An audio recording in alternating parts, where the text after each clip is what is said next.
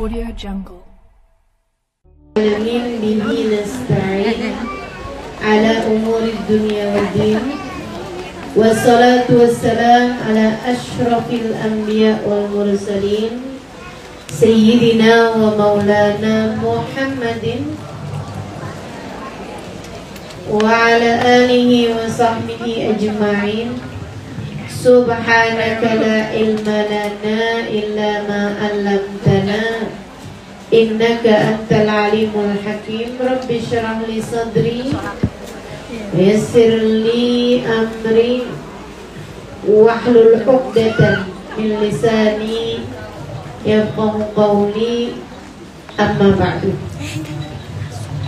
Alhamdulillah, sama-sama kita sayangi, kita hormati sahibatul bait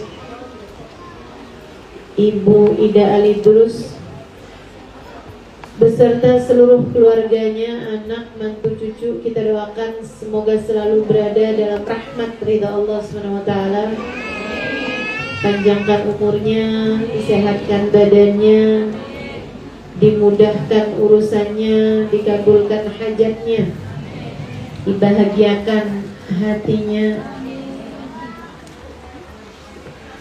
dimuliakan hidup dunia akhiratnya. Para ustadzah bil khusus Ustadzah Khadijah Asgaf, kita doakan semoga selalu berada dalam keberkahan. Bersama kita juga ada Umi Maimun dan sahibat al-haq, ya. Dan nih mesti tahu nih, kalau ngadain kajiannya di mesti banget kita minta keberkahan dari yang punya condet, Allah lah ya,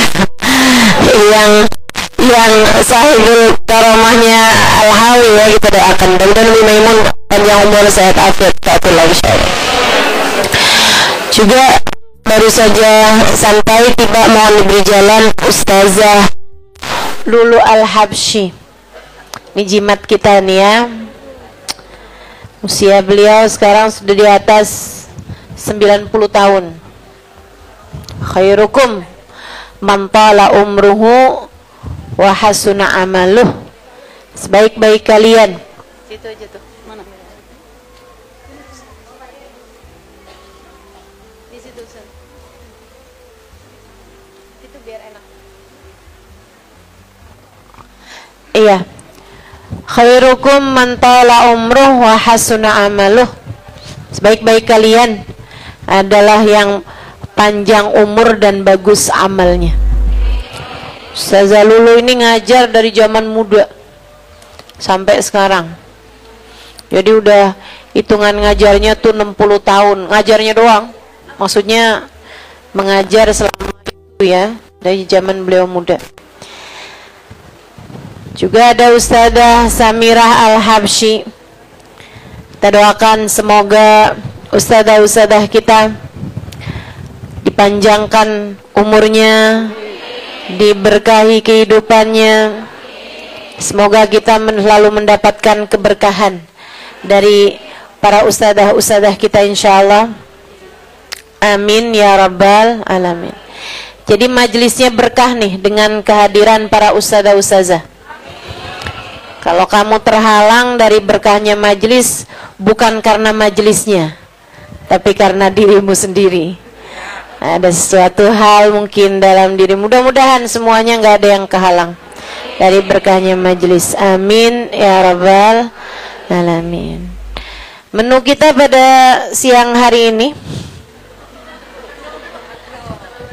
menu urusannya kalau mak-mak kan. Iya, biar pengajiannya nggak terlalu berasa pengajian, biar nggak usah ada yang aneh sama pengajian. Jadi bicaranya menu aja dah. Menu kita hari ini adalah untuk membahas kitabnya sedikit, ya. Kemudian agak bingung juga nih kalau mau disampaikan pembahasan sampai halaman 373 itu agak kepanjangan.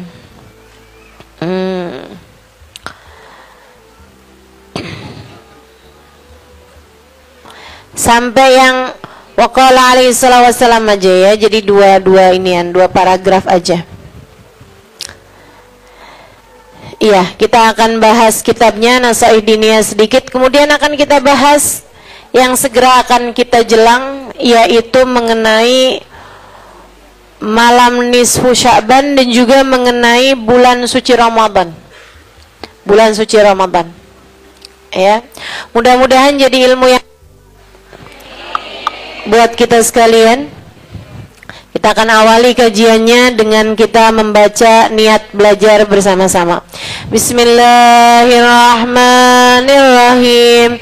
Nawaitu ta'allum wa ta'lim wan nafa' wal intifa' wal mudzakarah wat tadhkir wal ifadah wal istifadah ala tamassuk bi kitabillah wa sunnati Rasulillah sallallahu alaihi wa alihi wa sallam wa du'a ilal huda wa dilalata alal khair ibtigha'a mardatih wa qurbih wa dhawabih wa husnil khatimah ma'al ludfi wal afiyah wa salahil akibah birahmatika ya arhamar rahimin.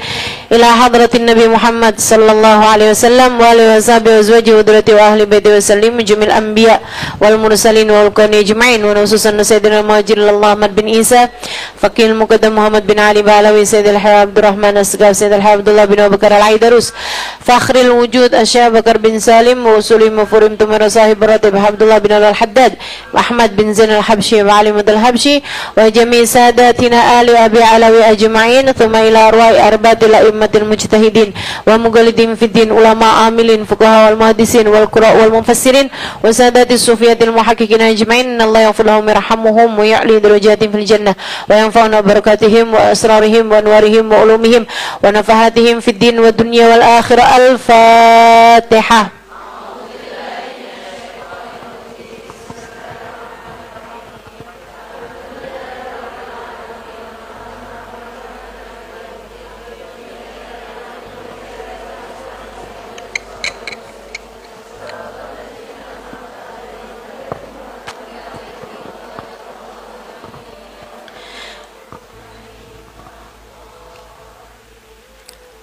Bismillahirrahmanirrahim. Kita sampai di 372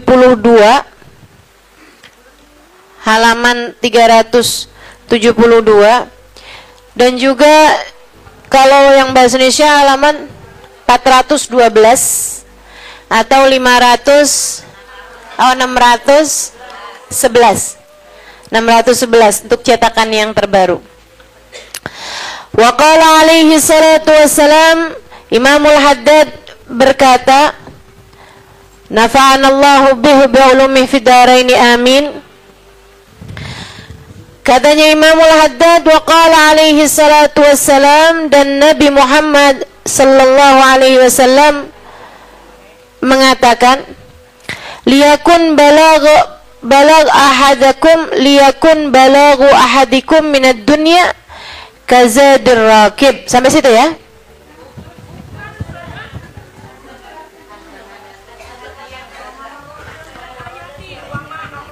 Wa qala alaihi salatu wassalam, az-zahada fid dunya turayyihul qalba wal badan. Wa qala alaihi salatu wassalam, ya cuman berubah berapa bab itu.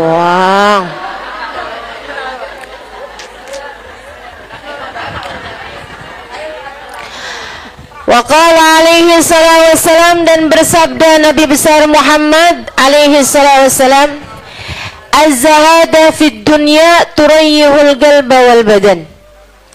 Zuhud dunia itu bikin tenang hati, bikin sehat badan, bikin rileks badan. Bikin tenang hati, bikin sehat badan, bikin santai badan. Jadi badannya rileks, hatinya tenang, hatinya damai. Waraghbah fid dunya, sementara rakus ambisi terhadap dunia, tukathirul ham, bikin banyak sumpah, wal hazan, dan bikin banyak kesedihan. Bikin sedih badan kita, bikin sedih hati kita, bikin sumpek dan bikin akhirnya jadi berpenyakit ya badan kita ini. Ar-raghbah fid dunya. Wal batalah, sementara batalah, kalau di situ diartiin apa batalah? Nganggur ya, bener. Cuman bahasa yang enak apa ya? Tugasil galba, lalai dari Allah, maksudnya ya nggak kepengen dunia juga, nggak kepengen akhirat juga gitu. Kayak gabut. Anak zaman sekarang bahasanya gabut ya. Gabut itu apa sih sebenarnya? Nggak ada kerjaan gitu kan? Itu kayak ada singkatan nggak butuh gitu kali ya dari itu ya. Nggak ngapa-ngapain gitu, pengangguran aja gitu, nggak jelas. Wal batalah tuh terlena, nganggur gitu kan, tidur mulu gitu, luntang lantung. Ada orang luntang lantung gitu kan, dibilang luntang lantung, dibilang lantung luntang. Tugasil galba, bikin keras hati, bikin keras hati. Nganggur tuh penyakit bahaya, memang bahaya. Wa qala alaihi salatu wassalam, dan bersabda pula baginda Nabi besar Muhammad, naja awwalu hadhihi al-umma bizuhdi wal yaqin. Awal umat ini terselamatkan dengan zuhud, wal yakin, dan dengan keyakinan yang kuat. Wasayahlik akhiruha bil hirsi wa tulil amal, dan akan hancur akhirnya umat ini, akan hancur disebabkan hirs, ambisi terhadap dunia, wa tulil amal, dan panjang angan-angan. Wa ma warada minal ayati wal akhbar wal athar fi dammid dunya wa dammil muhibbina laha warraghibina fiha wa dammil hirsi 'alaiha kharijun anil hasr. Dan apa yang warid, apa yang datang dari ayat, hadis, athar itu yang disampaikan oleh Nabi maupun para ulama, fi dammid dunya, dalam celaknya dunia, maksudnya mengenai betapa buruknya dunia, betapa buruknya orang-orang yang mencintai dunia, betapa buruknya orang yang ambisi terhadap dunia, dan mil hirs 'alaiha, betapa buruknya orang yang rakus terhadap dunia. Banyak sekali kharijun anil hasr, enggak bisa kehitung. Ayat, hadis maupun ucapan para ulama mengenai betapa buruknya dunia, betapa buruknya para pecinta dunia dan lain sebagainya, ini banyak banget hadisnya, keterangannya enggak kehitung. Watasani fil ulama, dan karangan-karangan para ulama rahmatullahi alaihim, semoga rahmat Allah senantiasa tercurah pada mereka, minas salaf wal khalaf, baik dari ulama zaman dulu maupun ulama-ulama belakangan, masyhunah bidzalik, penuh sekali dengan hal-hal yang seperti itu.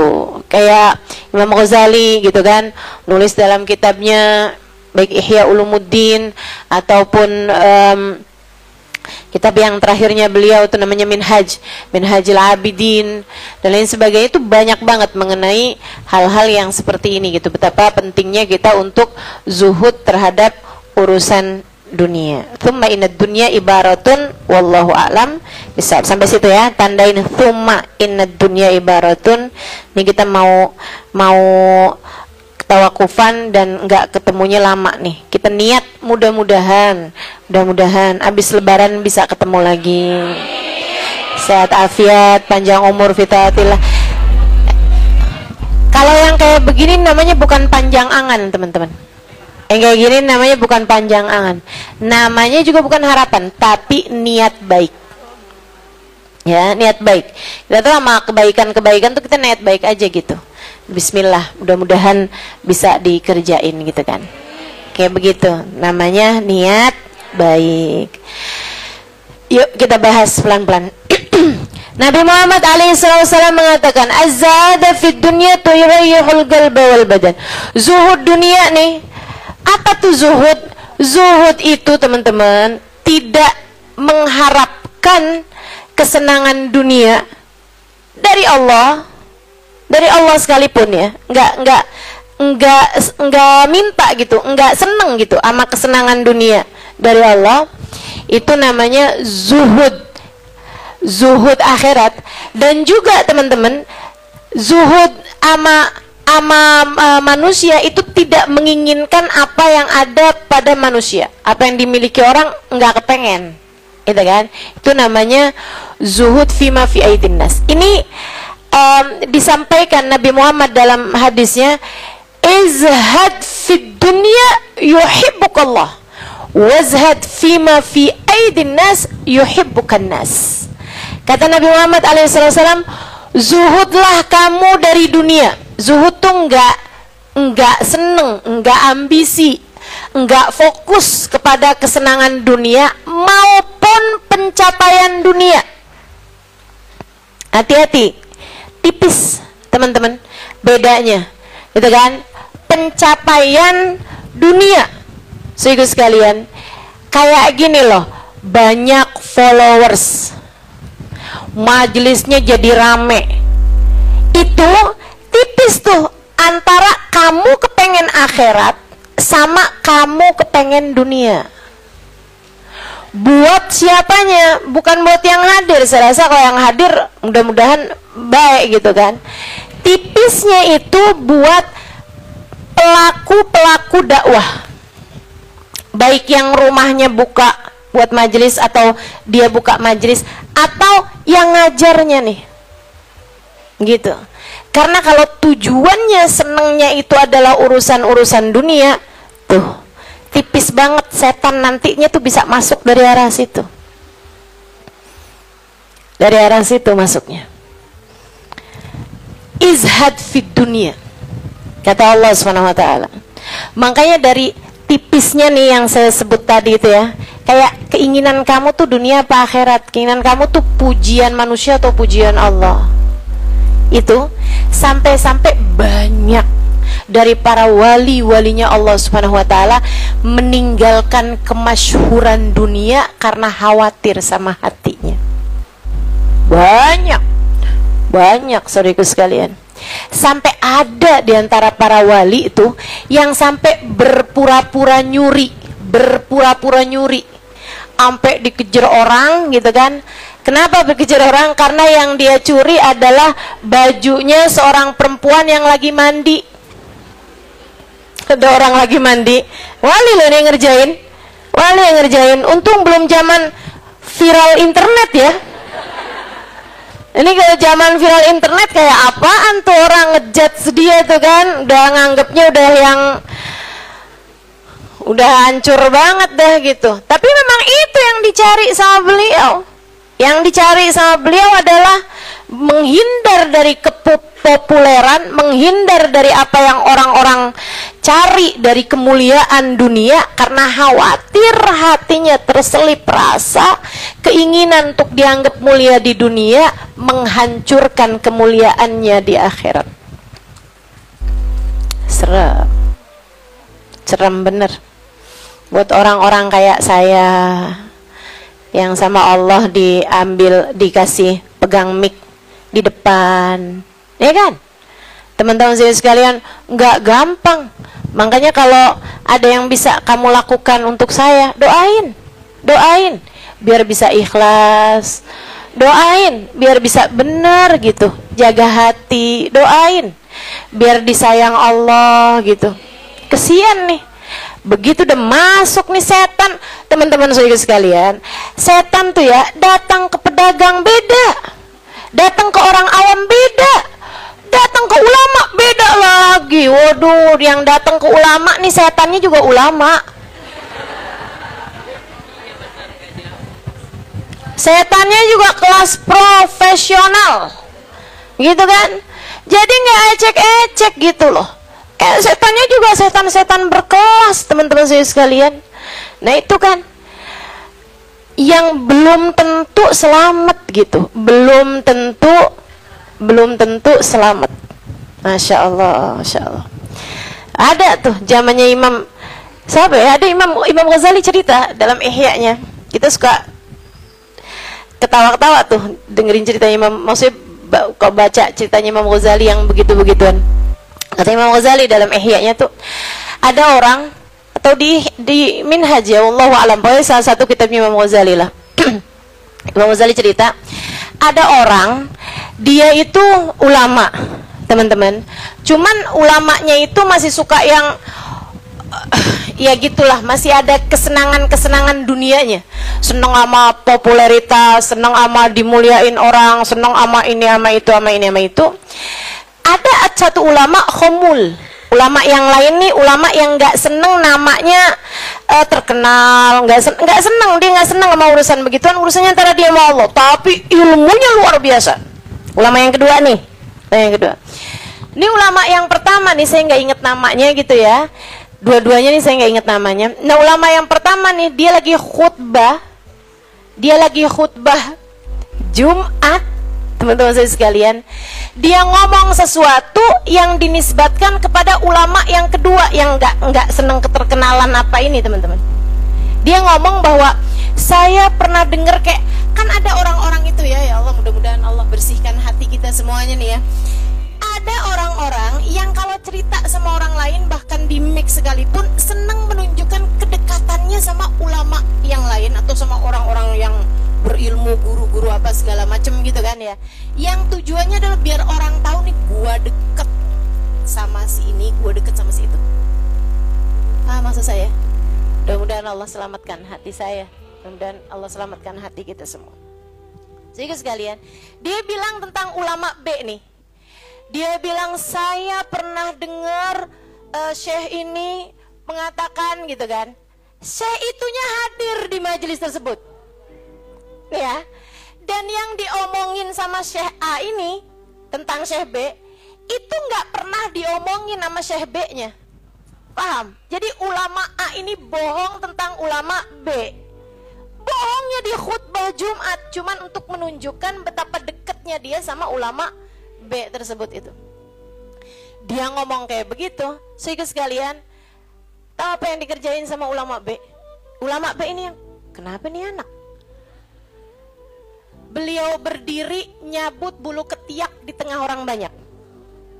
Beliau berdiri nih, beliau berdiri kemudian nyabut bulu ketiak. Heh, Syekh, kurang ajar kamu. Ini waktunya khutbah. Saya nggak pasti itu khutbah Jumat atau khutbah yang lain nih ya. Ala kulli hal, Syekh, ngapain kamu di waktunya khutbah, kamu malah cabut bulu ketiak? Duduk Syekh, nggak punya adab. Kata Syekh B ini, kamu yang nggak punya adab nak. Kamu yang nggak punya adab pak. Kenapa kamu mengingatkan saya untuk sesuatu hal yang sunnah? Nyabut bulu ketiak, kalau nggak salah memang hari Jumat ya. Nyabut bulu ketiak hari Jumat hukumnya sunnah. Ala sunnah. Walimada astahi, dia bilang, kenapa saya mesti malu? Kamu gak punya malu apa depan orang-orang kamu nyabut bulu ketiak? Bulu ketiak itu kan buat laki-laki sama laki-laki nggak aurat. Sesama perempuan aja nggak aurat. Bulu ketiak ya, maaf ya. Teman-teman saya sekalian, beliau bilang walimada astahi. Kenapa saya mesti malu? Ana ala haq wa anta alal batil. Saya mengerjakan barang hak, kamu mengerjakan barang batil. Dia bilang saya mengerjakan barang hak, nyabut bulu ketiak sunnah hari Jumat. Dia bilang kamu ala batil, karena kamu menceritakan tentang saya sesuatu yang tidak pernah saya katakan. saya Syekh Fulan bin Fulan, sebutin nama dia namanya. Ya Allah, merah padam mukanya. Seram teman-teman, seram. Ya gitulah. Kadang-kadang tuh sampai tipis banget keinginan dakwah atau keinginan pamer. Tipis. Setannya tuh ngebisikin sampai kayak suara semut. Katanya Nabi Muhammad alaihi salatu wassalam, "Ar-riya yadhubbu ala ummati kadhabibin naml." Riya itu bersuara di hati umat saya kayak suaranya semut, nyaris enggak kedengeran suaranya. Antara kamu seneng agama Allah jadi tinggi atau kamu seneng nama kamu jadi tinggi. Tipis, segaris, bahkan lebih tipis daripada kulit bawang, teman-teman. Oke, mesti terus minta perlindungan sama Allah. Ya Allah, ya Allah, ya Allah, ya Allah. Bimbing terus ya Allah, ya Allah, ya Allah. Gitu. Mudah-mudahan Allah karuniakan keikhlasan bagi kita sekalian insyaallah. Sebab yang namanya pencapaian akhirat, teman-teman. Dan pencapaian akhirat kita nggak pernah tahu. Pencapaian akhirat tuh kita nggak pernah tahu. Taunya kapan? Ntar di akhirat. Namanya juga pencapaian akhirat. Taunya entar di akhirat. Saat kamu berhasil menghadap Nabi Muhammad, saat namamu menjadi seseorang yang dikenal oleh Nabi Muhammad, kalau mau bangga tar di sana. Kalau mau bangga ntar di sana. Saat kamu bisa melewati jembatan Sirat secepat kilat, saat kamu bisa selamat masuk surga Allah Subhanahu wa ta'ala, saat kamu bisa digiring di belakang bagindamu Nabi besar Muhammad, mau membusungkan dada saat itulah silahkan. Mau ngerasa diri sesiapa saat itulah silahkan. Mau menganggap diri berhasil mencapai kemuliaan saat itulah silahkan. Mau menganggap diri mencapai pencapaian dalam dakwah saat itulah silahkan. Silahkan. Mau menganggap diri solehah saat itulah silahkan. Jika sampai namamu dipanggil oleh Nabi Muhammad, jika sampai kamu diperkenankan bersalaman dengan Nabi Muhammad, jika sampai Nabi Muhammad berkata raditu biki, aku ridho kepadamu, saat itulah silakan melayang-layang, teman-teman. Sebelum itu terjadi, kamu masih antara-antara. Kamu masih ada di tepi jurang. Selagi itu belum terjadi, kamu masih ada di persimpangan jalan antara dinaikkan kepada Allah atau dihancurkan oleh Allah Ta'ala.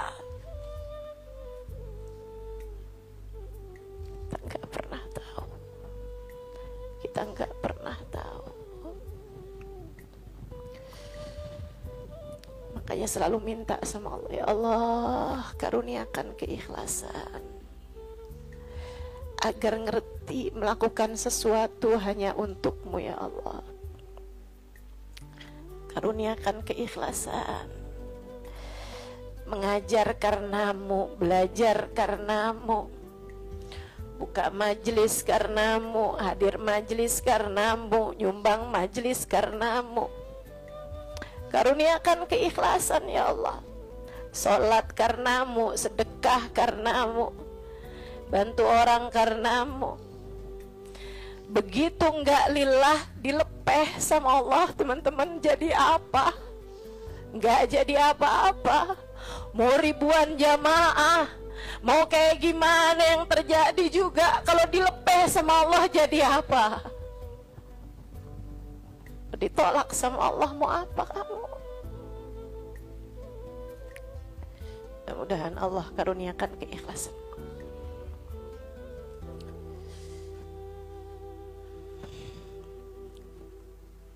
Az-zahada fid dunya, zuhud di dunia, zuhud dunia, ngarepnya cuma Allah semata.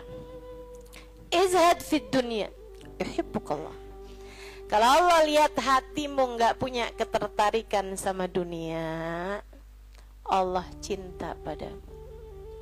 Gitu kata Nabi Muhammad. Hah? Hati kamu masih ngarep dunia nggak nih? Hati kamu masih ngarep harta, pandangan orang, jabatan, kemuliaan di mata manusia? Kamu masih fokus ke sana apa enggak gitu? Hati kamu masih fokus ke sana. Jangan salahkan siapa-siapa kalau Allah pun juga belum fokus mengaruniakan rahmatnya kepadamu. Sebab aturannya jelas, kata Nabi Muhammad, izhad fid dunya yuhibbukallah. Bagaimana mungkin Allah akan menempati hatimu jika hatimu masih penuh sesak dengan selainnya? Teman-teman, kamu kalau mau taruhin di kamarmu itu lemari baru,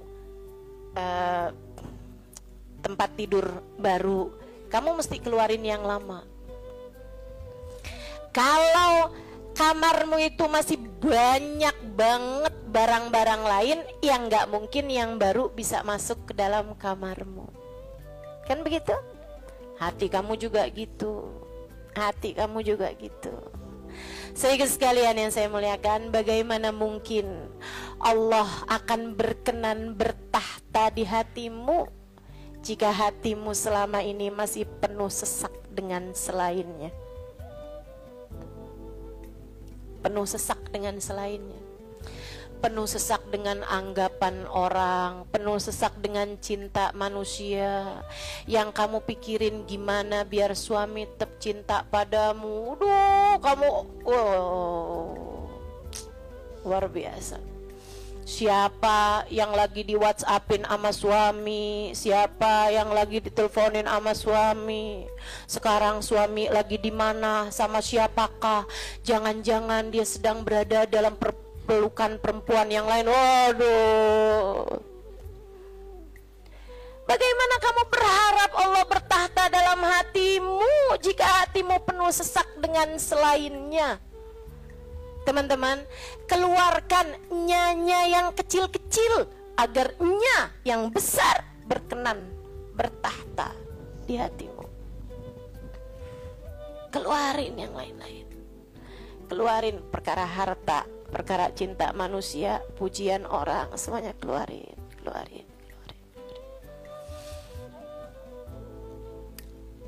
Jangan selalu nanya apa yang saya inginkan, apa yang saya ingin kerjakan. Selalu bertanya apa yang Allah inginkan, apa yang Allah mau saya kerjain.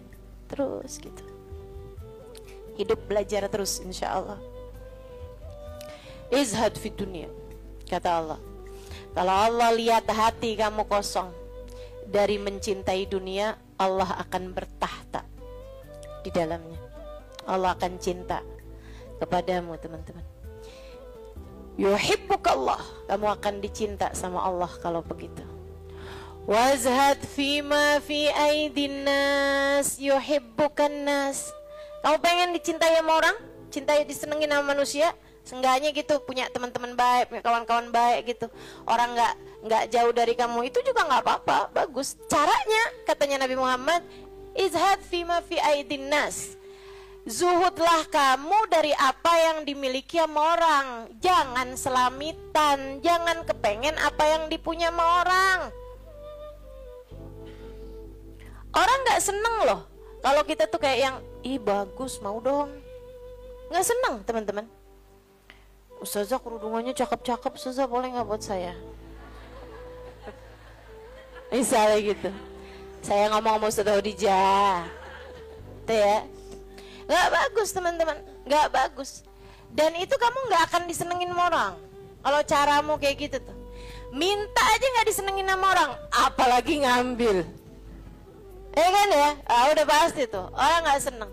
Orang itu teman-teman punya banyak sekalipun gitu kan, kalau diminta tuh, kecuali para wali-walinya Allah, kecuali para orang-orang lain itu mah tingkatannya ya kan. Tapi kalau diminta tuh nggak seneng itu juga gitu. Walaupun mintanya nggak yang dengan bahasa-bahasa yang ini gitu, terus terang, tapi kayak bahasa sindiran gitu kan. Kerudungannya banyak, boleh kali ustazah, yang ini cakep nih, gitu kan? Enggak boleh, nggak baik kayak begitu. Kamu menurunkan kemuliaanmu teman-teman. Yang kata Nabi Muhammad tuh, 1 titik hitam di wajahmu di akhirat nanti setiap kali kamu meminta kepada orang lain. Izhad fima fi aidin nas. Apalagi kalau sampai kamu, hati kamu nggak pernah tertarik sama apa yang dipunya sama orang. Oh, dicinta sama Allah. Saya ceritain tuh di buku Bidadari Bumi 2 tentang seorang perempuan yang diceritain sama Hubabah Nur. Jadi sekalian saya muliakan, saya lagi ngobrol sama Hubabah cerita tentang orang ini. Tuh bahwa ada tuh 5 orang tuh. Emang bener nih hadisnya Nabi yang ini bener banget. Ra'aituhu bi'aini, kata beliau. Saya lihat dengan mata saya. Dia bilang ada 1 orang Halimah. Itu beliau, si perempuan ini, saya bolak-balik ngelihat di undangan, di kondangan, tuh ya, di pesta-pesta gitu, perkawinan kayak gitulah, kondangan-kondangan, bajunya itu terus. Saya tahu kalau dia ini miskin karena bajunya itu terus, gitu kan. Orang di Tarim itu kalau keluar semuanya pakai baju hitam. Nah kalau baju hitam kan susah nandainnya kan, yang sama semua. Betul apa enggak? Sehingga sekalian saya muliakan, makanya saya suka heran gitu, Ustazah Halimah nih fashionable, apa namanya? Bener nggak ngomongnya? Lagi mana? Apa tadi?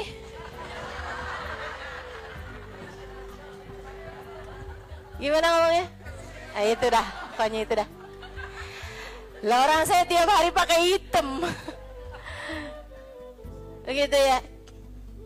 Sehingga sekalian, nah ini kan kalau keluar mah agak susah ditandain karena kan semuanya hitam gitu. Tapi kan kalau pas kondangan tuh, orang sana itu kalau kondangan dalam ruangan semuanya perempuan, mereka dandan. Mereka pakai baju gitu kan. Pakai baju yang berwarna-warni, ya. Pakai baju warna-warni, nggak ada yang pakai baju hitam tuh, nggak ada yang pakai baju hitam. Saya waktu dulunya nggak tahu gitu kan, saya pakai baju hitam aja gitu masuk. Buka Alim. Waduh gimana nih kalau buka ya? Habisannya terus udah ngerti gitu lama-lama. Jadi teman-teman, kata Hubabah, orang ini kalau kondangan baju itu mulu. Akhirnya saya punya niat, kalau nanti saya keluarin baju, saya mau panggil tuh orang. Saya cari tahu dan dia nih rumahnya ini apa, keluarganya siapa gitu. Saya paham, saya tahu tempatnya karena Tarim tuh kecil, kota kecil. Ya, semua orang memang saling kenal satu sama lain. Akhirnya dia bilang, kata Hubabah, waktu saya datang baju-baju yang baru-baru, ada orang ngasih ini apa segala macem, yang lama-lama saya keluarin. Hubabah tuh begitu teman-teman. Ngajarin kepada kita jangan sampai yang aduh penuh banget, kamu masuknya iya keluarnya kagak gitu kan. Ada yang masuk, ada yang keluar. Akhirnya mau Hubabah baju-baju yang lama-lama tuh dikeluarin, bagus-bagus tentu aja ya. Dan semua orang juga seneng dapat bajunya Hubabah gitu kan. Jangan terus minta. Jadi kepikir nih, berangkat ke Tarim meminta baju mau Hubabah.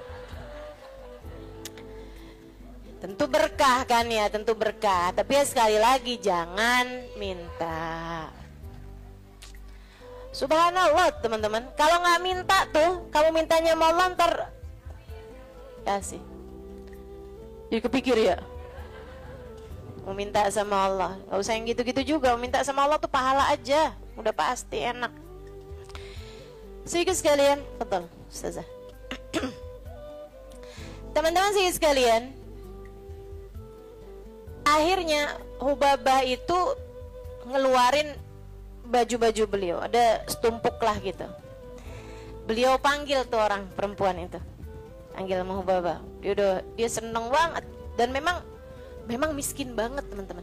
Bajunya cuma itu aja, buat kondangan itu, buat keluar itu, buat sholat itu gitu.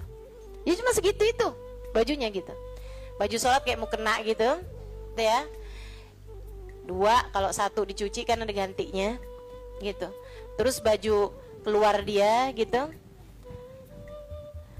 baju hitam 1, terus baju hari-harinya dia kayak daster gitu buat di rumah, 2 potong 2 biji gitu, tuh 1-nya lagi baju buat kondangan. Udah gitu aja, simple hidupnya.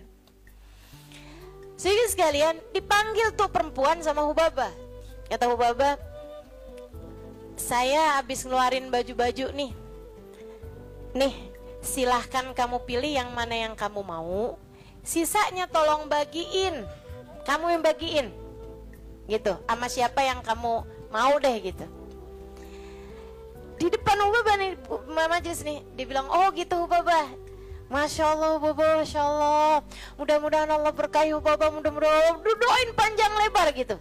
Saya pikir orang alhamdulillah ya, saya memberi kepada orang yang tepat nih gitu.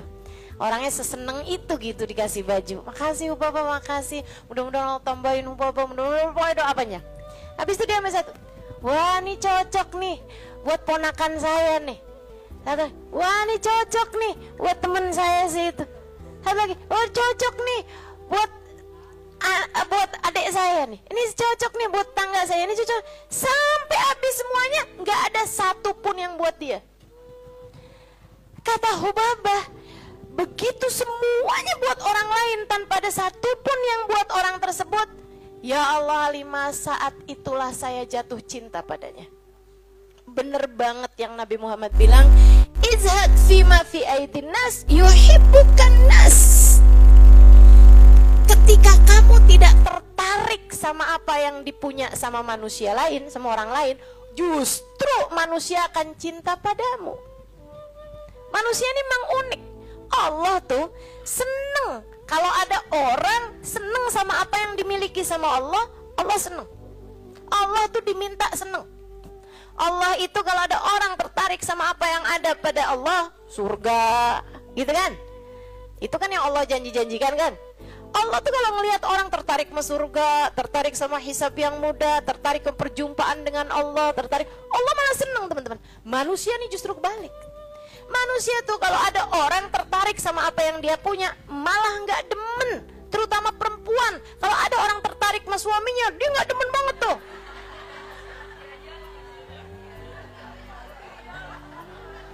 Ya iya kan, mang saya kan lagi bilang, Allah kan gak gitu. Allah punya kekasih namanya Muhammad. Kalau ada orang tertarik sama Nabi Muhammad, Allah seneng banget, Allah cinta banget, ya kan? Tapi kita kan gak gitu. Kita punya tas, kalau ada orang tertarik sama tas kita, boleh dong, gak demen kita. Betul. Kita lagi makan nih, terus ada yang kayaknya enak tuh yang di piring, boleh gak perkedelnya buat saya aja? Gedek apa seneng? Gedek teman-teman, gak seneng, kesel kita. Gitu, emang manusia tuh kayak gitu. Sama apa yang dia punya, orang lain tertarik, dia gak seneng. Dia gak seneng. So itu sekalian yang saya muliakan, katanya Hubabah, begitu dia tidak tertarik sama apa yang saya punya, bahkan sama sesuatu yang udah saya bagiin, udah saya kasih sama dia, dia gak tertarik terhadap dunia, saya jatuh cinta sama dia. Masya Allah. Saya langsung masuk lagi ke kamar, saya ambil baju yang saya sayangi, yang saya sukai, saya lipat bagus-bagus, saya kasihin sama dia. Saya bilang, yang ini untuk kamu, saya minta tolong sama kamu, pakailah baju ini buat kamu, saya nyari berkah dari kamu, saya pengen dapat berkah kamu, tolong pakailah baju saya ini untuk kamu. Babahnya sampai tolong-tolong sama dia. Masya Allah.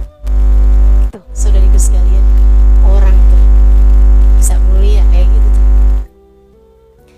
Jadi yang memuliakanmu tuh bukan harta, Sebagaimana sering saya sampaikan padamu, kemuliaanmu tidak ada pada harta, kemuliaanmu tidak ada pada tahta, jabatan, kemuliaanmu tidak ada pada rupa, kecantikan. Enggak gitu ya. Kemuliaanmu tidak ada bahkan pada ilmu. Kemuliaanmu tidak ada pada ibadahmu juga enggak. Teman-teman saya sekalian, ibadah mah kita kerjain aja. Tapi bukan berarti kamu udah ibadah terus kamu jadi mulia, enggak gitu juga. Kemuliaanmu ada pada Allah Subhanahu wa taala.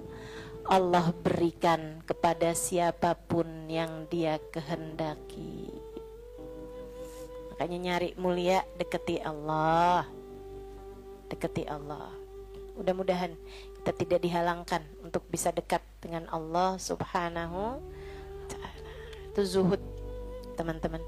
Suatu hal yang perlu banget buat kita minta. Ya. Katanya Imam Ghazali, kalau buat zuhud kayak zuhudnya orang-orang dulu, kayak zuhudnya para sahabat, oh kamu gak sanggup tuh. Kamu gak sanggup. Menjadikan semuanya buat Allah, kayak yang saya ceritain kemarin tentang Syaiban Ar-Ra'i. Semua kambing milik Allah Subhanahu wa taala. Yang dimauin sama Allah ya kita kasihin. Begitu kan? Kita nggak benar-benar punya, katanya Syaiban. Ini kalau mau zuhud-zuhud kayak orang-orang dulu itu rada berat, teman-teman. Akan tapi kata Imam Ghazali, buat kalian ada dua aja dah zuhudnya. Gimana tuh Imam? Zuhud buat kalian dua aja. Yang nggak punya jangan tertarik, yang nggak punya jangan minta, jangan tertarik, jangan nggak ada urusan, gitu ya. Sama yang barang yang kita nggak punya, sama perkara yang kita nggak punya, kamu nggak usah minta, kamu nggak usah tertarik. Yang ada jangan dinikmati sendirian. Dunia yang kamu punya jangan dinikmati sendirian, bagi kepada yang lain. Yang kamu nggak punya nggak usah minta. Bahkan kepada yang punya, yaitu Allah Subhanahu wa taala. Yang kamu nggak punya nggak usah tertarik gitu. Ustazah, jadi kita minta sama Allah pun juga nggak usah Ustazah. Ya kalau kamu nggak sanggup ya minta sama Allah aja lah. Begitu kan? Minta sama Allah. Jangan sampai minta sama orang. Jangan minta sama suami. Teman-teman saya suka, Ustazah serius nih nggak minta sama suami. Iya, saran saya begitu. Kalau kamu mau ikut saya, saran saya begitu. Saya alhamdulillah sampai sekarang kayaknya hampir nggak pernah minta sama suami. Alhamdulillah. Ya Ustazah kan udah duitnya banyak. Ya sekarang duit saya banyak, teman-teman. Sekarang duit saya banyak. Ini saya ceritain ya, sekedar tahaddusan bin ni'mah. Sekedar tahaddusan bin ni'mah. Saya itu pulang dari Tarim, teman-teman, nggak kenal duit. Saya itu kenal dari Tarim, itu bolak-balik pergi-pergi kemana-mana kagak bawa duit. Masya Allah. Sampai suami saya ketawain saya dulu. Pernah gitu satu waktu saya pergi majelis. Teman-teman pasti nggak tahu tuh, zaman saya belum terkenal. Tahun 2003, tahun 2002 gitu kan. Saya pernah ada majelis maulid. Banyak dulu majelis maulid yang saya hadir nggak diminta bicara, banyak. Saya berulang kali hadir di Al-Hawi nggak diminta bicara. Ya hadir aja nggak apa-apa. Kenapa emang? Kita ngarep berkah, teman-teman. Ustazah kalau sekarang hadir di Al-Hawi nggak diminta bicara, hadir apa enggak? Ya hadir lah. Beberapa tahun yang lalu juga saya hadir di Kuitang nggak diminta bicara, nggak apa-apa. Kenapa emang? Kenapa emang? Lah kenapa kamu yang repot? Kenapa tuh? Repot kamu? Kalau saya nggak diminta bicara, kamu repot?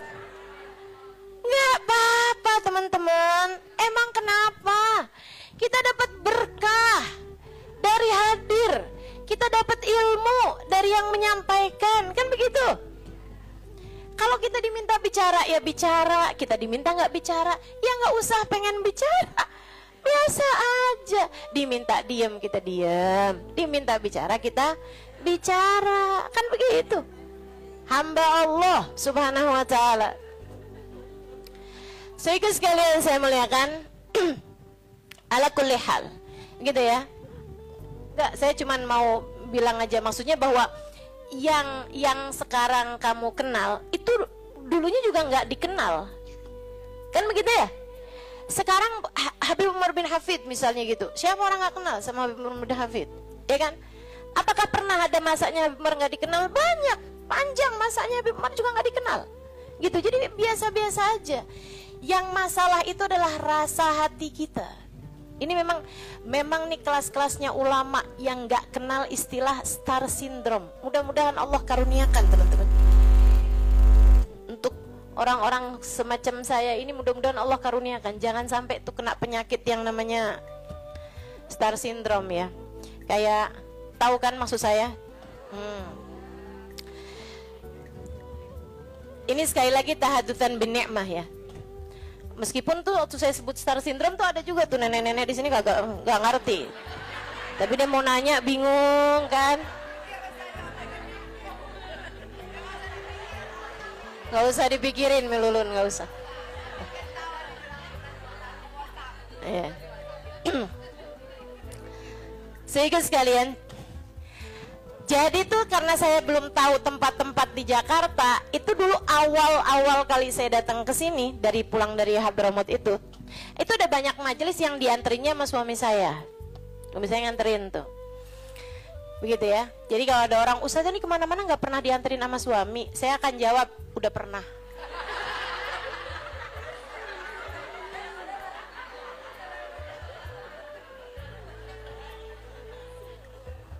Udah pernah, tenang. Nggak usah kamu sok-sokan bikin iri saya, jemput sama suami gitu kan. Sampai di saat nggak dijemput sama suami sekalipun, turun dari Gojek salim. Gara-gara kebiasaan dianterin sama suami.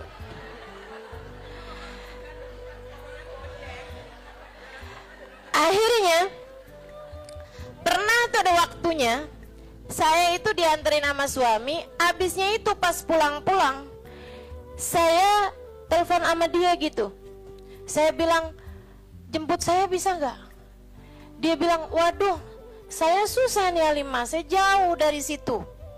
Kamu tadi nggak bilang kalau disuruh jemput juga, saya pikir nganterin aja. Lah saya pulang sama siapa nih?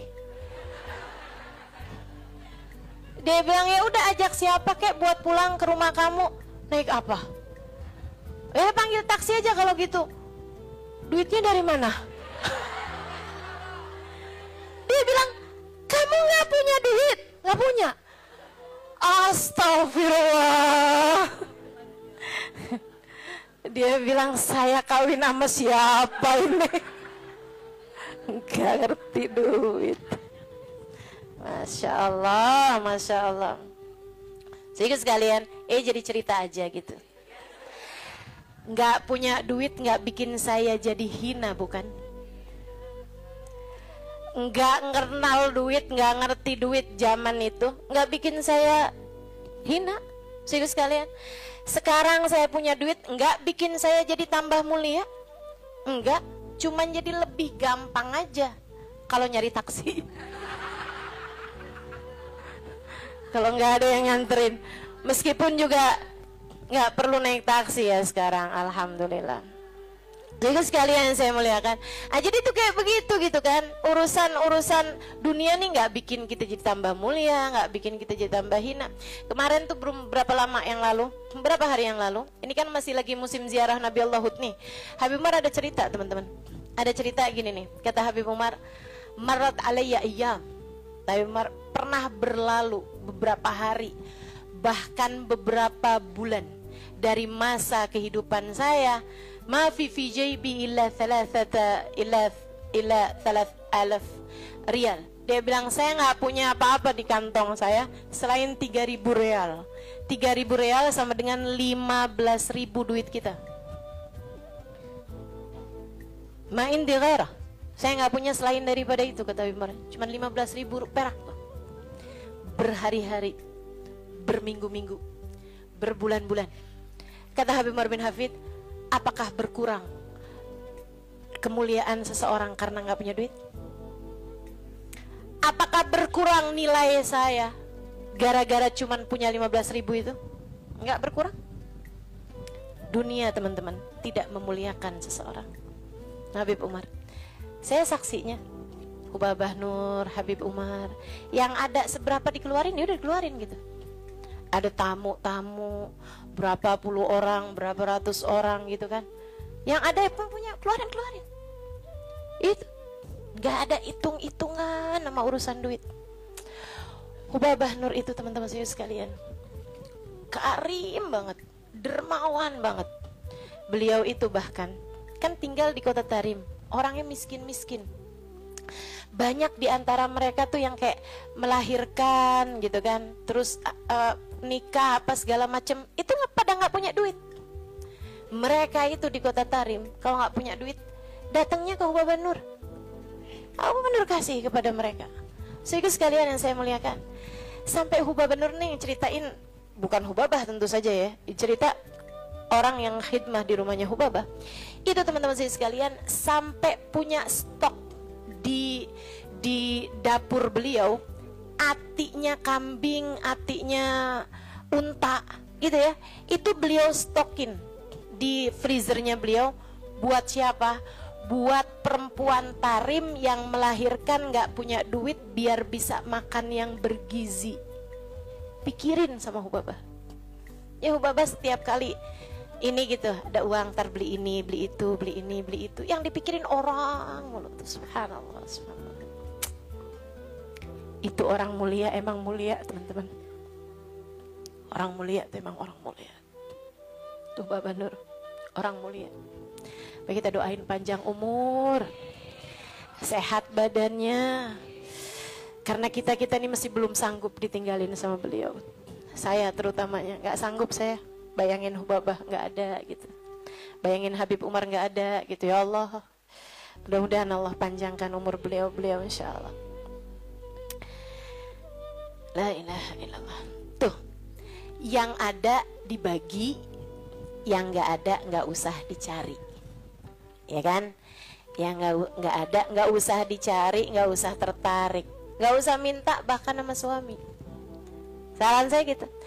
Nggak usah minta sama suami. Jangan sandarkan rezekimu sama suamimu. Jangan. Makanya kalau doa urusan rezeki itu teman-teman, nggak usah gini loh, ya Allah banyakin rezekinya suamiku ya Allah gitu, biar bisa ngasih aku gitu. Jangan teman-teman. Doa aja, ya Allah karuniakan rizki kepadaku atau kepada kami deh gitu. Nggak usah kamu sandarkan rezeki kamu tuh sama suami, walaupun yang kerja suami, karena itu namanya ngatur rezekinya yang dari Allah tuh kayak harus lewat suami gitu. Padahal kan nggak kayak gitu. Tapi kan selama ini kayak gitu. Yaudah doain dia, doain kamu juga gitu. Ya Allah karuniakan kepada kami rizki yang halalan, thayyiban, mubarakan, mencukupi kami, begitu kan, untuk kehidupan kami. Begitu kalau mau minta urusan rezeki sama Allah. Meskipun para ulama-ulama yang zuhud minta sama Allah aja enggak teman-teman. Minta nih urusan dunia sama Allah aja enggak. Minta sama Allah aja enggak, urusan dunia oh enggak. Kami tidak meminta kepada yang punya, bagaimana mungkin kami memintanya kepada yang enggak punya. Itu katanya Sayyidina Salim. Saya juga sering cerita ini. Cucunya Sayyidina Umar bin Khattab, namanya Syekh Salim, Sayyidina Salim. Sehingga sekalian beliau nih, Sayyidina Salim ini ulama terkemuka di kota Madinah, di kota Mekah. Kota Mekah. Satu waktu khalifah lagi haji. Khalifah tuh raja, presiden, ya, di atasnya presiden bahkan. Karena dia mengepalai negara-negara yang ada dalam khilafah Islamiyah gitu. Kayak kalau di kita apa ya, ketua PBB kali ya. Cuman itu jadi kayak mengatur negara juga. Kalau PBB kan mengatur negara-negara doang, nggak mengatur negaranya dia sendiri. Kalau ini kayak presiden, tapi selain daripada dia presiden, dia juga ngepalain negara-negara yang ada di dalam kepemimpinannya dialah gitu ya. Jadi di atasnya raja atau di atasnya presiden. Khalifahnya tuh lagi haji waktu itu.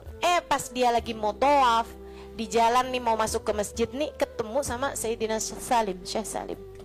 Dia bilang kemudian kepada Syekh Salim, oh, alhamdulillah Syekh, ketemu di sini, masya Allah. Nih ya, kalau nih tahu-taunya ketemu sama khalifah. Khalifahnya pakai kesempatan buat minta doa. Dia bilang, ya Syekh Salim, alak hajak dia. Wahai Syekh Salim, bukan buat minta doa. Dia pakai kesempatan itu buat mendatangkan hajatnya Syekh Salim, karena dia ngerasa dia punya harta banyak, punya kekuasaan, punya apa segala macam. Barangkali, wahai Syekh Salim, adakah kebutuhanmu yang bisa aku bantu? Ada sesuatukah yang bisa saya bantu? Saya seneng banget nih tabarukan sama ulama, nyari berkahnya para ulama. Khalifahnya ini kan udah baik banget ya, udah baik banget nih khalifahnya nih, udah masya Allah banget hatinya sampai bisa kayak begitu gitu sama seorang ulama gitu kan. Bukannya ulama ngajuin proposal, ini malah pejabatnya yang nanya sama ulama tersebut, alak hajak dia, adakah kebutuhanmu yang bisa saya bantu? Katanya Sayyidina Syekh Salim begini nih, maaf, kita lagi ada di rumahnya, saya malu untuk meminta kepada selain sahibul bait.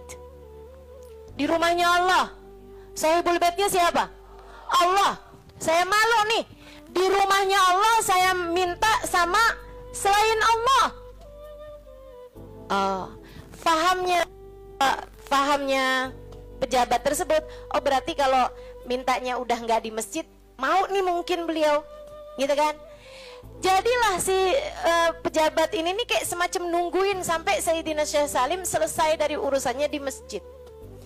Dan beneran, begitu Syekh Salim keluar dari masjid, disamperin lagi. Ini sekarang udah nggak di masjid nih kan? Samperin lagi sama beliau. Ya Syekh, Khalifah, Syekh, saya mau nanya yang tadi apa ya? Itu yang tadi alak hajak diha, adakah kebutuhanmu yang bisa saya bantu? Katanya Sayyidina Syekh Salim, ta'ni bi hajati dunia ma hajatil akhirah. Maksud kamu hajat dunia apa hajat akhirat? Ya hajat dunia lah Syekh. Kalau hajat akhirat justru orang seperti saya meminta doa kepadamu, biar urusan akhirat kita lancar kan? Kan justru malah ngalap berkah dari para ulama gitu kan. Katanya Syekh Salim, oh maksud kamu hajat dunia. Maaf, kalau urusannya hajat dunia, saya selama ini tidak pernah minta kepada yang punya. Bagaimana mungkin saya meminta kepada yang gak punya? Yang punya dunia siapa? Allah. Saya malu buat minta dunia sama Allah. Bagaimana mungkin saya minta dunia kepada yang tidak memilikinya, yaitu kamu sebagai manusia. Manusia mau suami kamu, mau anak kamu, mau saudara kamu, semuanya sama-sama tukang makan rejeki. Tidak ada di antara mereka yang memberi rejeki. Yang memberi rejeki cuma satu, namanya Allah. Kalau kamu harus minta dunia, mintanya sama Allah. Kalau kamu harus minta dunia, ya, kalau kamu harus minta dunia, mintanya sama Allah. Bahkan para kasih Allah, mereka minta sama Allah pun enggak urusan dunia. Mintanya urusan apa? Mintanya urusan kebersihan hati, mintanya urusan kelezatan ibadah, mintanya urusan kehusyuan sholat, mintanya urusan keikhlasan berbuat, mintanya selamat hidup dunia, selamat hidup akhirat, mintanya husnul khotimah, mintanya tetap iman Islam, mintanya rahmat, mintanya syafaat, dan lebih daripada itu semua mereka minta cinta.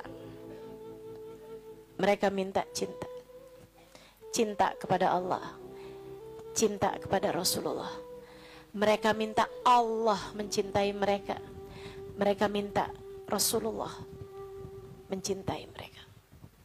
Itu hal-hal besar untuk kita minta kepada sang pemilik segalanya, teman-teman. Minta itu sesuatu yang nggak bisa kebeli pakai duit, itu gede, barang berharga. Kalau sesuatu yang masih bisa kebeli pakai duit, itu barang yang nggak seberapa berkelas, teman-teman. Ya kan? Barang yang nggak seberapa berkelas gitu. Mudah-mudahan Allah karuniakan. Itu katanya beliau seperti itu. Wallahu a'lam bishawab.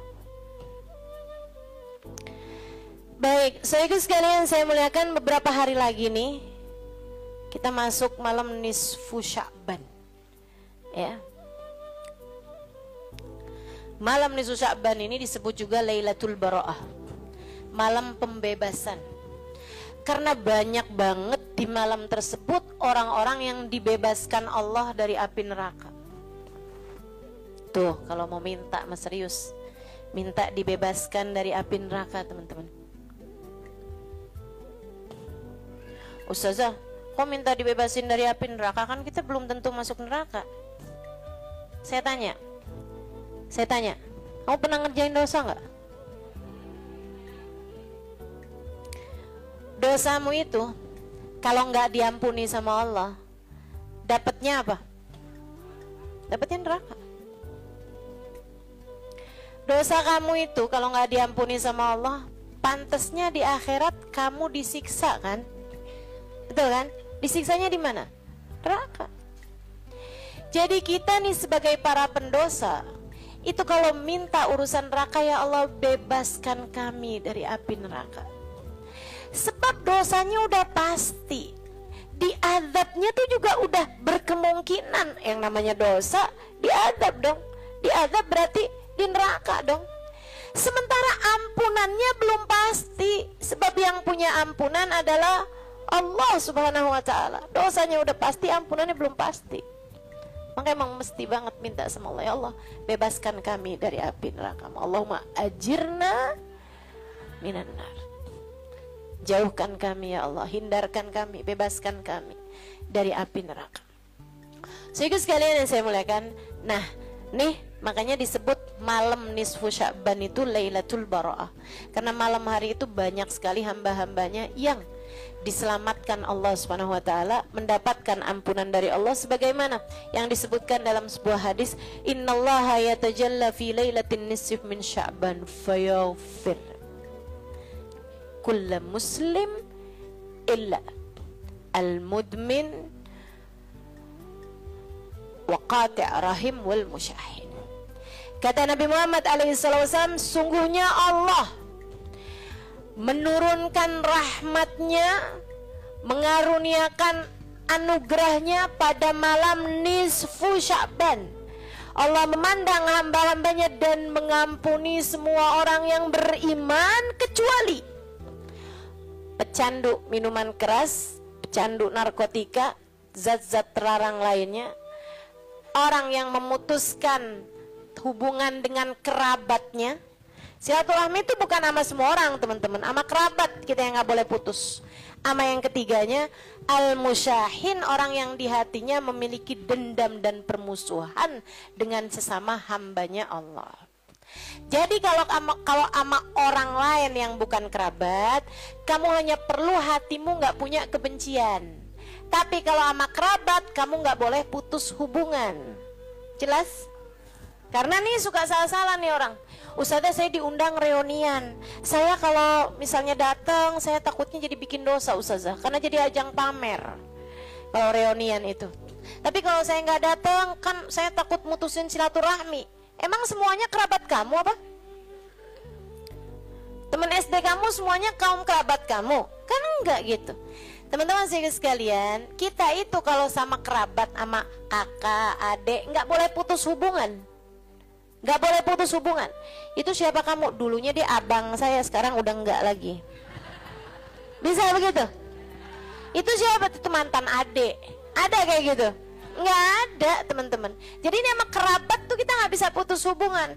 Itu siapanya kamu sih? Dulunya bibi saya, dulunya bibi saya. Sekarang udah nggak lagi gitu. Nggak ada ceritanya. Nah, rahim ini kerabat ini kita nggak boleh putus, teman-teman. Harus harus terjalin hubungannya, gitu ya. Terjalin hubungannya dengan, ya kita sambung hubungannya dengan, walaupun nggak harus ketemu, tapi kan ada gitu kan, ada kesambung, ada kalau kita buat hajatan diundang, itu namanya nggak putus hubungan, kan tahu kan namanya nggak putus hubungan.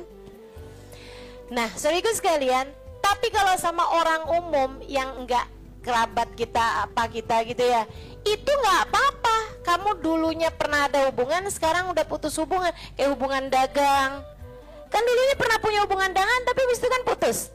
Teman-teman sekalian, dulunya ada hubungan sekolah bareng, tapi habis itu kan emang sama temen kamu dari zaman TK sampai sekarang, sampai misalnya kamu pernah kuliah, semuanya kamu masih nyambung hubungan? Kan enggak gitu. Jadi nggak apa-apa putus hubungan sama temen tuh nggak jadi masalah. Yang nggak boleh kalau hatimu musuhan, kalau kamu bermusuhan nggak boleh. Hatimu punya dendam, kebencian sama orang, itu baru nggak boleh, teman-teman. Nah, siapa yang datang nih malam nisfu Sya'ban, hatinya masih punya kebencian, permusuhan dengan siapapun dari hamba Allah Subhanahu wa taala, Allah nggak akan menurunkan rahmatnya, anugerahnya, ampunannya kepada orang tersebut. Maka hati-hati sama hati. Pastiin. Ustazah, masalahnya susah banget buat maafinnya. Kenapa? Mantan suami dulu suka KDRT, Ustazah. Kan saya bilang, teman-teman saya sekalian, kamu nggak harus punya hubungan sama dia, kamu putus hubungan, tapi maafin. Ini yang nyaut iya pengalaman apa gimana nih? Enggak, saya cuma bilang aja. Sedikit sekalian yang saya muliakan, jadi itu yang namanya seseorang pernah menyakitimu, pernah berbuat buruk padamu misalnya, kamu sekarang udah putus hubungan sama dia, nggak apa-apa, putus hubungannya nggak apa-apa, selagi itu bukan kerabat kamu. Kalau kerabat emang nggak boleh kawin juga, teman-teman, ya kan? Sama abang sendiri, sama adik sendiri nggak boleh kawin, sama paman gitu kan nggak boleh kawin. Itu namanya tuh rahim gitu kan. Kalau sama rahim nggak boleh putus hubungan. Nah, tapi kalau sama orang lain, sama suami, pernah jadi suami, tapi begitu cerai kan udah jadi orang lain. Betul? Jangan waktunya jadi suami istri musuhan mulu. Giliran udah pisah, malah teleponan mulu nih, aneh-aneh nih. Banyak orang aneh sekarang. Jangan ya, jangan kayak begitu, teleponan sampai malam-malam. Sama siapa? Mantan suami lah. Gimana ceritanya sih tuh? Oke, baik. Nih teman-teman saya sekalian, kamu putus hubungan dari dia, nggak apa-apa, tapi hati kamu harus memaafkan dia. Susah Ustazah buat maafin Ustazah, luka yang dia goreskan terlalu dalam. Bagaimana mungkin saya bisa melupakan kesalahan-kesalahan dia, Ahlan? Ustazah Budur, ini majelisnya emang penuh berkah ya, datengin banyak ustazah nih. Fadhali. Baik, saudara sekalian saya muliakan,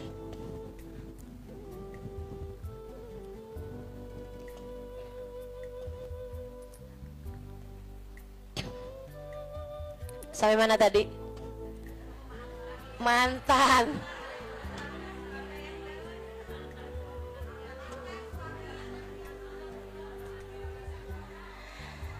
Saya nggak bisa maafin dia, Ustazah, karena dia telah menggores luka di hati saya yang terlalu dalam. Teman-teman sekalian, demi hatimu sendiri, kamu harus memaafkan. Kamu sebel kan sama dia? Iya, sebel banget saya. Ya udah maafin. Ngapain kamu, karena dia udah dunia kamu dirusak sama dia, hidup kamu ngerasa dirusak sama dia, kebahagiaan kamu dirasa direnggut sama dia. Maukah kamu akhirat kamu juga direnggut sama dia? Kebahagiaan kamu juga direnggut sama dia? Nggak mau kan? Karenanya kamu harus memaafkan. Sebab kalau kamu nggak maafin, teman-teman, kamu ngerjain ibadah nih selama ini nih, ibadah kamu susah diterima sama Allah. Susah diterima sama Allah. Orang yang ibadahnya nggak keangkat, sholatnya nggak keangkat satu jengkal pun, diantaranya musyahid, nggak keangkat sholatnya. Sehingga sekalian, orang nanti di bulan Ramadan nih juga kayak begitu. Mama amil, mau dia puasa kayak gimana, mau dia terawih kayak gimana, mau dia baca Quran 10 juz tiap hari, mau dia selama bulan Ramadan di kota suci Mekah misalnya, mau dia tiap hari sedekah 100 orang, 1000 orang, selagi dia di hatinya masih punya kebencian terhadap satu dari hamba Allah Subhanahu wa taala, permusuhan di hatinya kepada satu dari hamba Allah Subhanahu wa taala, Allah tidak akan menerima ibadahnya. Kata Allah kepada malaikatnya, dari hadis sahih teman-teman saya sekalian. Katanya Allah kepada malaikatnya, kalau mau nurunin rahmat, turunin ampunan, nurunin ijabah doa, nurunin segala kebaikan, unduru hatta yasallaha, tungguin sampai hatinya pada damai. Tungguin sampai pada damai. Selagi hatinya belum damai, biarin aja, gantung aja, biarin. Makanya teman-teman, kalau ada di antaramu nih, misalnya itu ya, kemarin-kemarin masih berat banget buat maafin, terus hari ini karena dengar saya kajian seperti ini, dia kayak yang, iya deh maafin aja, ngapain, rugi bet saya, rugi banget saya, rugi bet gua, gara-gara dia udah akhirat, udah dunia berantakan, akhirat berantakan juga, ogah gua. Misal teman-teman sekalian, kemudian kamu ingat lagi satu hal, bahwa apapun yang terjadi tidak akan terjadi kecuali dengan izin Allah. Jadi itu juga tuh kejadian dulu tuh yang terjadi, entah itu KDRT kah, entah dia nyakitin kayak gimana kah, itu juga dari Allah Subhanahu wa taala, teman-teman. Ustazah, masa sih Allah menentukan sesuatu yang buruk-buruk buat saya? Iya. Kenapa? Sama kayak dokter, teman-teman sekalian, terkadang ngasih pil pahit dalam hidup kita. Betul nggak? Kenapa sih dokter tega amat saya dikasih pil yang pahit? Yang manis aja kenapa sih dokter? Sebab itu menyehatkanmu, sebab itu menguatkanmu, sebab itu memuliakanmu. Kalau semua orang sayang padamu, cinta padamu, bagaimana kamu belajar kesabaran? Kalau semua yang terjadi sesuai dengan maumu, bagaimana mungkin kamu belajar kekuatan bertahan hidup? Kalau semua orang cinta padamu, kamu bisa jadi tak kenal cintaku. Aku membuatmu kecewa dari cinta manusia, agar aku mengenalkan padamu cintaku yang sejati. Kamu pernah secinta itu sama seseorang, karenanya aku membuatmu kecewa darinya. Biar kamu kenal, hanya akulah yang dapat mencintaimu dengan sejati. Gitu. Jadi itu kejadian dulu-dulu, semuanya dari Allah. Kamu dikasih sakit dari, kamu dikasih sulit dari, kamu dikasih ketemu sama orang yang gak sayang padamu dari Allah. Semuanya dari Allah, teman-teman saya sekalian.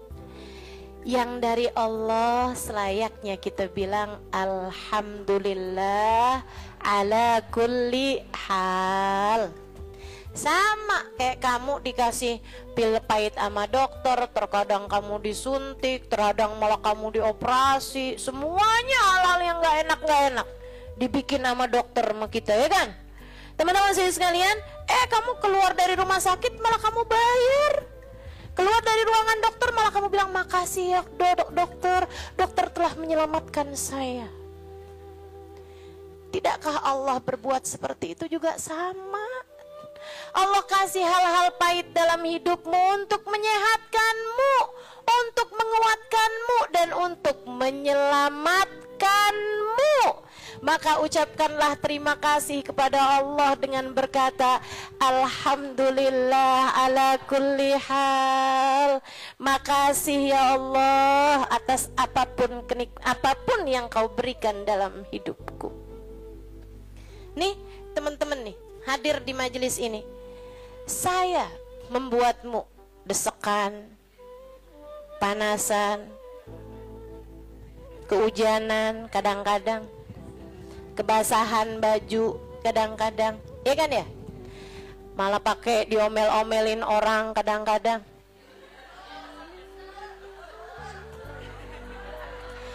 Di jalan bikin macet diomelin orang, pernah apa enggak tuh?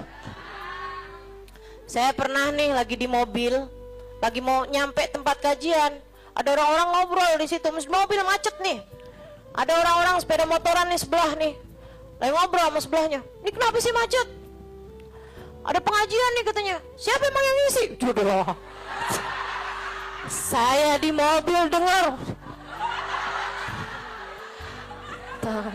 Mudah-mudahan nggak ada yang kenal. Mudah-mudahan nggak ada yang kenal.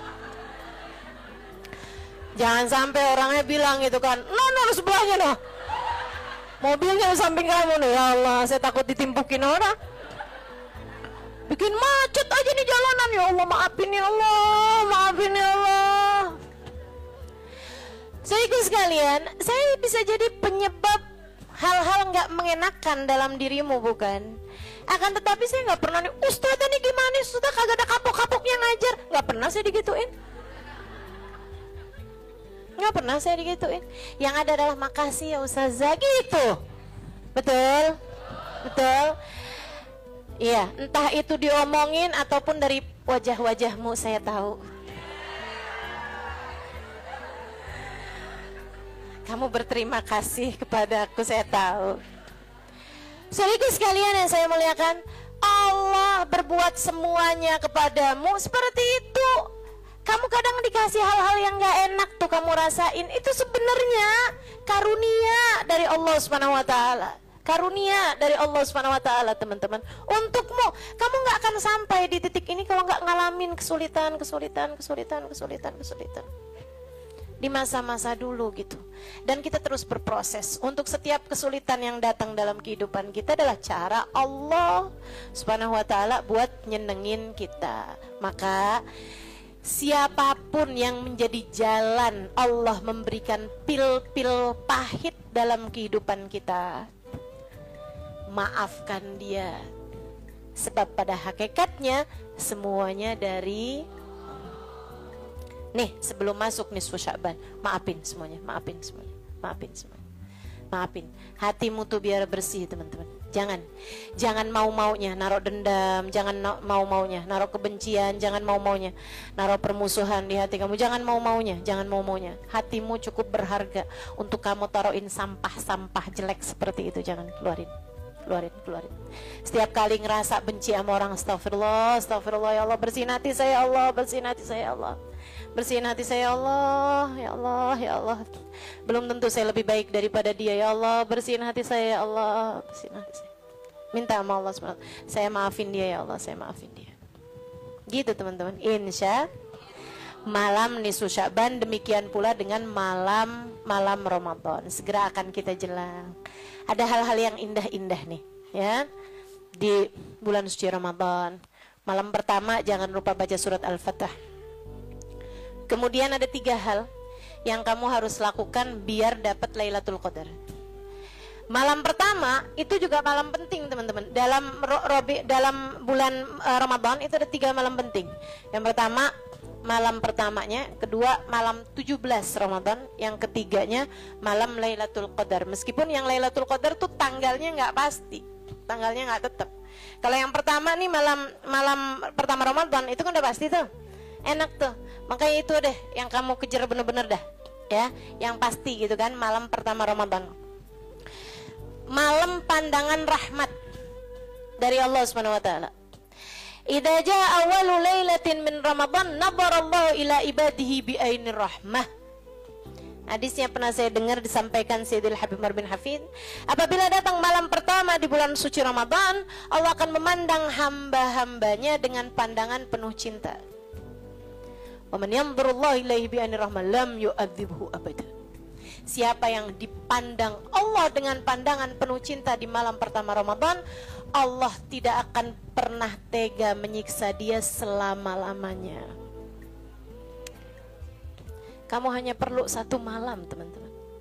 Kita hanya perlu satu malam nih, biar kita nggak disiksa selama-lamanya atas segala dosa-dosa yang sudah pasti pernah kita lakukan. Maka bersegeralah menjemputnya. Jemput malam pertama Ramadan, baik-baik. Malam pertama Ramadan, biar pantas kalau Allah lihat hatimu tuh pantas dipandang sama Allah dengan pandangan penuh cinta. Gimana caranya? Jangan biarkan ada kebencian di hatimu, itu sampah. Jangan biarkan ada penyakit-penyakit di hatimu, itu sampah.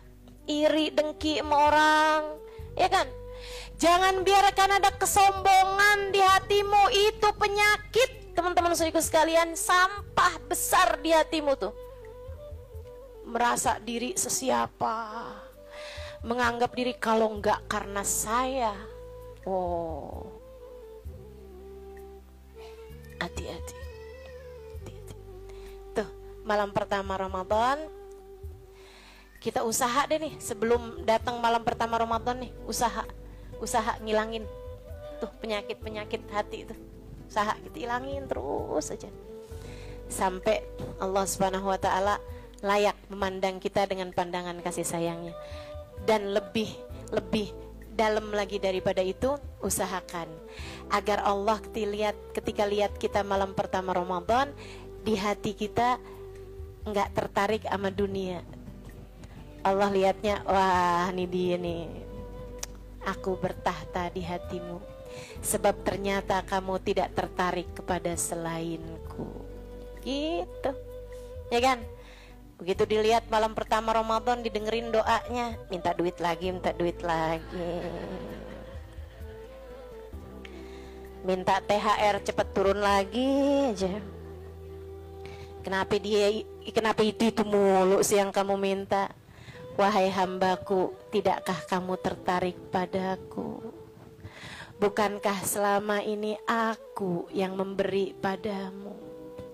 Bukankah kehidupanmu akan tetap baik-baik saja selagi engkau bersama denganku? Bukankah telah aku janjikan untukmu, man yattaqillah yaj'al lahu makhraja wa yarzuqhu min haitsu la yahtasib.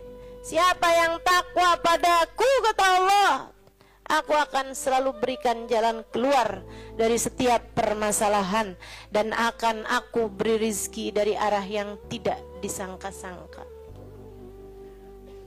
Udah, tenang aja teman-teman. Jangan minta urusan itu mulu. Atau gini, ya Allah, jadikanlah hati suamiku tidak tertarik kecuali kepada diriku. Jauhkan pelakor-pelakor dari sekitar suamiku.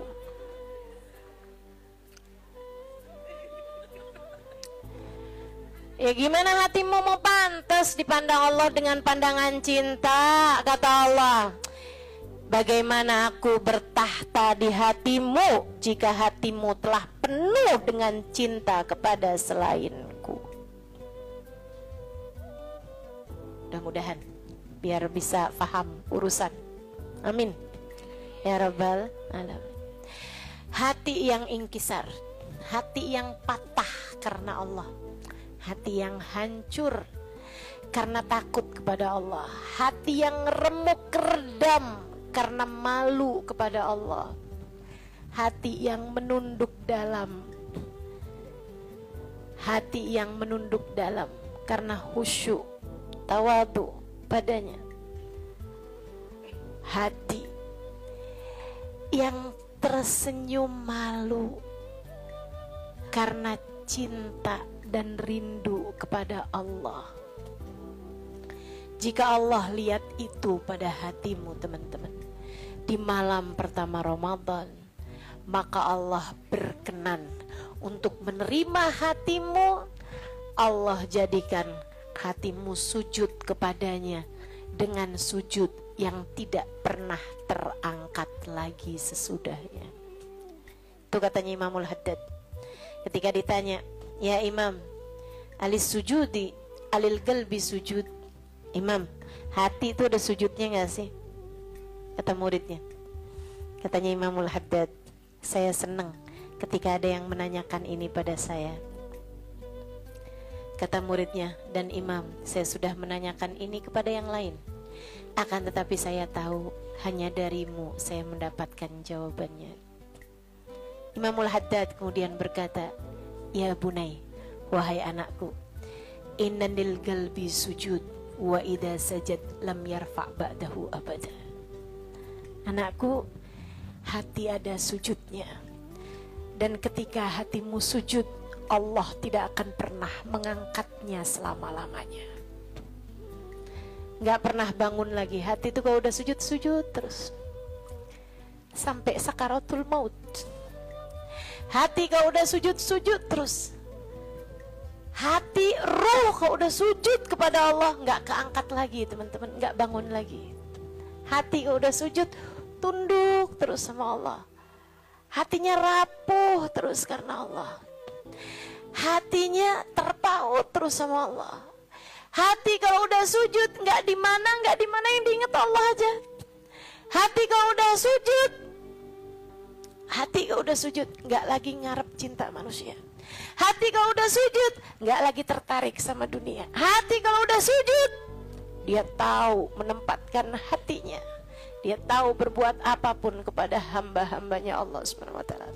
Hati kalau udah sujud nggak pernah keangkat lagi selamanya.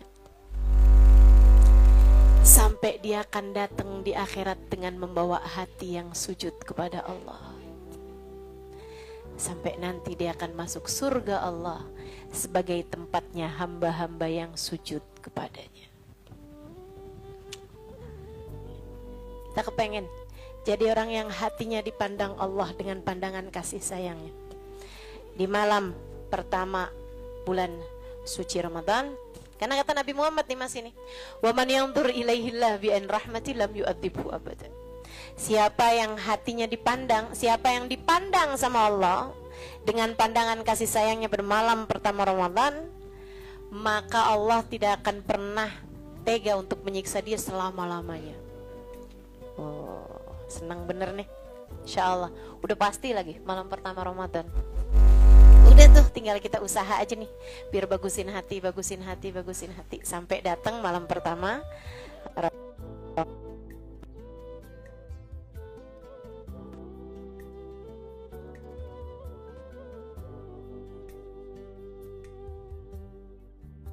Mana lagi kan?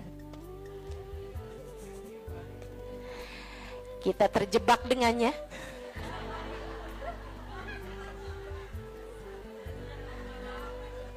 Tinggal dinikmati aja. Kalau lagi suami kita nyenengin, ya Allah emang surga adem. Kalau suami kita lagi nyebelin, emang surga mah berat. Bismillah. Ya, bismillah. Jadi istri yang soleha. Hatinya disujutin dulu nih sama Allah nih, emang luar biasa. Bismillah. Teman-teman sekalian yang saya muliakan, malam pertama Ramadan, minta maaf mas suami sebelumnya ya, dari sebelum masuk bulan suci Ramadan, biar bersih semuanya. Minta maaf sama semua orang-orang yang pernah kita zolimin, dan memberi maaf kepada orang-orang yang pernah menyakiti kita, yang pernah berbuat buruk pada kita teman-teman. Maafin semuanya. Ustazah, kalau kita maafin orang tuh kita harus kasih tahu nggak sama orangnya? Gak usah. Ini adalah urusan antara kamu sama Allah. Apalagi sama mantan, takutnya ngajak balikan.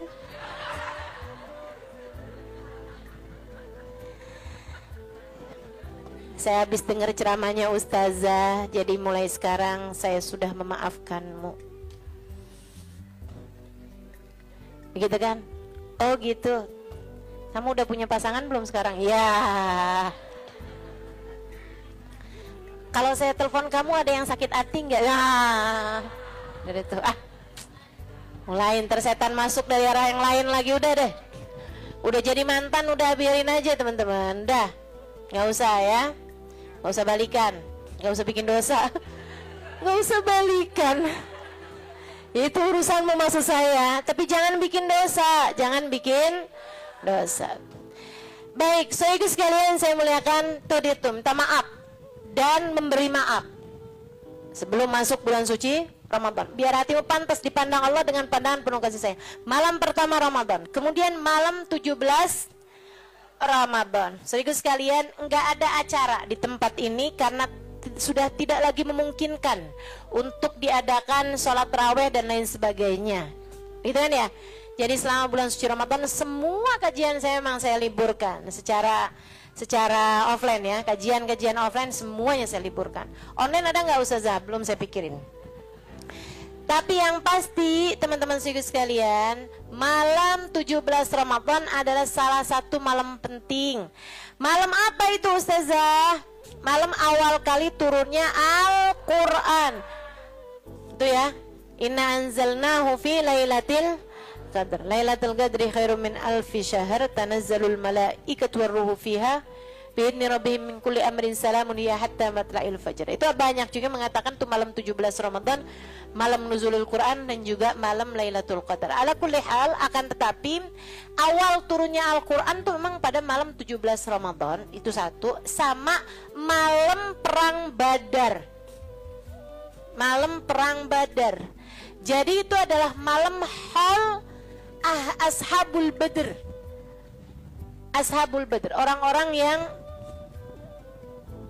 para sahabat yang berjuang bersama dengan Nabi Muhammad pada waktu perang Badar. Itu ya, Ashabul Badr itu mereka adalah sahabat-sahabat yang habis selesai perang dijanjinya surga. Keren banget ya. Jadi sahabat Nabi ini memang keren banget teman-teman. Itu gajiannya habis selesai perang nih, gajiannya bukan yang ini dapat kambing, ini dapat sapi misalnya gitu ya, atau si ini sekian juta, si ini enggak gitu. Habis selesai perang kalian digaji sama Allah Subhanahu wa taala. Apa? Ya ahli Badr if'alu ma syi'tum fa innallaha qad ghafara lakum. Wahai ahli Badar yang perang barengan sama saya perang Badar 313 orang, kalian mulai sekarang boleh ngerjain apapun yang kalian mau, surga sudah ditetapkan buat kalian. Aduh, enak bener dah jadi sahabat Nabi Muhammad. Ya, tapi yang pasti kita jadi umat Nabi Muhammad juga seneng, alhamdulillah. Itu kedua, jadi kamu mengingat Ashabul Badr.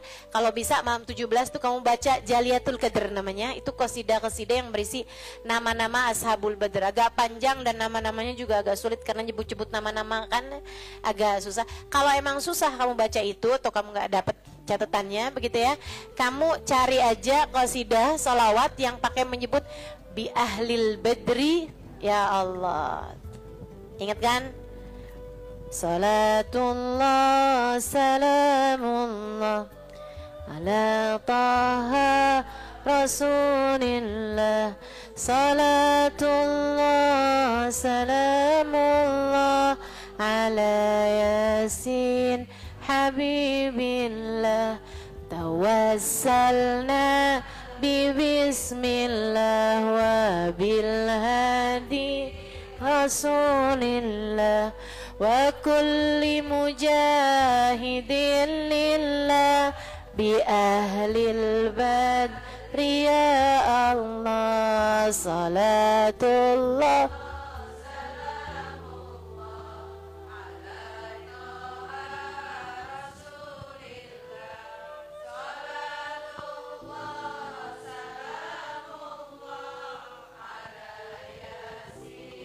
Habibillah. Tuh ada tuh kelanjutannya, nanti cari aja sholawat Badar. Banyak ya di kitab-kitab ataupun juga di YouTube juga banyak tuh. Di Google juga banyak. Jadi teman-teman saya sekalian tuh malam kedua, malam ketiganya adalah malam Lailatul Qadar. Nah, malam Lailatul Qadar ini nyarinya enggak cuman pas malam-malam itu, akan tetapi pencariannya dimulai dengan kamu daftar. Kamu daftar biar bisa pantas dapat Lailatul Qadar. Memantaskan diri dulu. Daftarnya dengan apa? Ada 3 kriterianya, kata Habib Muhammad bin Abdullah Al-Haddar. gitu ya. Kamu memenuhi persyaratan-persyaratannya. Daftar kan ditanyain tuh persyaratan-persyaratannya kan, dimintakan ngisi ini, ngisi itu, ngisi ini gitu kan. Nah, kalau tiga-tiganya kamu compreng tuh, berhasil semuanya tuh. Nah, di bawahnya kamu akan dapat selamat, Anda berhak mendapatkan Lailatul Qadar gitu. Apa tiga hal tersebut? Satu, sum anil haram kama sumta anil akal wa ta'am. Tanya Imam Al-Haddad, berpuasalah kamu dari barang-barang yang haram sebagaimana kamu berpuasa dari makan dan minum. Sebagaimana kita puasa nggak mau makan, nggak mau minum gitu kan. Puasa juga dari riba, puasa juga dari bohong, puasa dari namimah, puasa dari marah-marah nggak jelas, puasa dari nyakitin orang, puasa dari ngelihat dengan syahwat, begitu kan? Masa puasa isinya nonton tayangan-tayangan yang nggak pantas ditonton? Katanya Nabi Muhammad alaihi wasallam, man lam yada saumuhu an kalamizur wal amal bih falaysa lillahi hajah fi an yada ta'amahu wa syarabah. Siapa yang puasa tidak bisa mencegah dia dari kalimat-kalimat keji, kata-kata keji, atau perbuatan-perbuatan keji, maka Allah nggak perlu sama dia meninggal makan dan minumnya. Allah nggak perlu, kata Allah nggak perlu saya. Dilepeh sama Allah puasanya. Orang yang puasanya cuman nggak makan, nggak minum doang. Itu satu. Puasain dari yang haram, apalagi dari makan barang haram, teman-teman. Puasa tapi waktunya buka, duit yang dipakai buat belanja nih hasil korupsi, nauzubillah. Hasil suap, hasil nipu orang, hasil ngambil haknya orang lain. Udah gak bakalan terima tuh puasanya. Itu satu. Berpuasalah dari yang haram sebagaimana kamu berpuasa dari makan dan minum. Yang kedua, jangan tinggal sholat jamaah. Usahakan untuk nggak tinggal sholat jamaah selama bulan Ramadan. Sekurangnya jamaah isya sama subuh, sekurangnya 2 sholat itu. Kalau bisa semua sholat. Semakin penuh tuh semua sholatnya berjamaah, maka semakin penuh pula kriterianya. Tapi kalau misalnya ada duhurnya, ada asarnya, masih mungkin sih, selagi isya sama subuhnya gitu penuhan. Kalau bisa sih semuanya, gitu kan? Coba tuh bilangin sama suami, sama orang yang ada di rumahmu, kita jagain nih selama bulan Ramadan, sholatnya kita berjamaah terus ya. Ada bisa deket sama masjid silahkan teman-teman. Tapi nggak deket sama masjid, pokoknya di rumah sekalipun, emang sholatnya perempuan tuh dalam rumah lebih bagus kok daripada sholatnya perempuan di masjid. Terutama yang masih muda-muda nih ya, terutama adik-adik jomblo nih, sholatnya di rumah lebih bagus deh daripada sholat ke masjid sambilan ngeliatin imamnya suaranya bagus. Hati itu ya. Kemudian yang ketiga, teman-teman sekalian, kalau kepengen dapat Lailatul Qadar, yang ketiganya jangan tinggal tarawih. Dari awal Ramadan sampai akhir Ramadan, hari-hari yang memungkinkanmu untuk sholat tarawih, jangan tinggal tarawih. Jangan ya. 3 hal tersebut kamu penuh, kamu dapat Lailatul Qadar, insya. Itu aja yang dapat saya sampaikan. Mudah-mudahan jadi amal ibadah kita. Saya tidak akan jawab pertanyaan-pertanyaan, banyak bet nih. Iya, banyak banget. Udah dah. Ya, kita hanya akan baca beberapa Fatihah.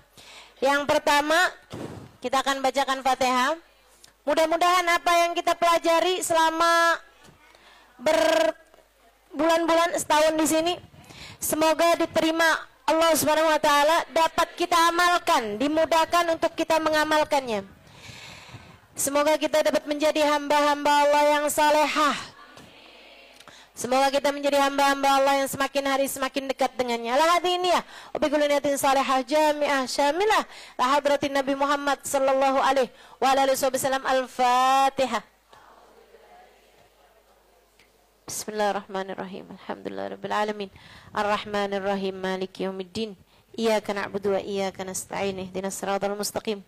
Siratal ladzina an'amta 'alaihim ghairil maghdubi 'alaihim waladdallin. Amin. Kemudian yang kedua,